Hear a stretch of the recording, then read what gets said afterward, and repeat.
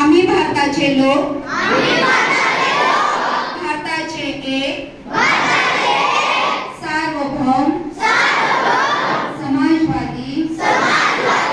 धर्मनिरपेक्ष लोकशाही गणराज्य घडविण्याचा व त्याच्या सर्व नागरिकांस सामाजिक आर्थिक व राजनैतिक न्याय विचार अभिव्यक्ती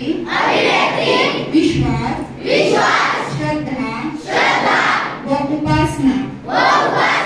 यांचे स्वातंत्र्य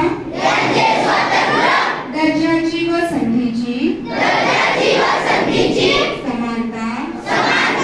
निश्चितपणे प्राप्त करून देण्याचा आणि त्या सर्वांमध्ये व्यक्तीची प्रतिष्ठा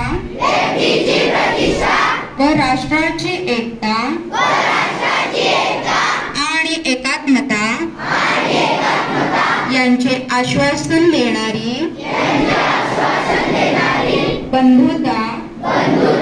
प्रवर्धित करण्याचा संकल्पपूर्वक निर्धार करून आमच्या संविधान सभेत आज दिनांक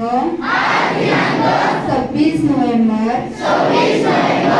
1949 रोजी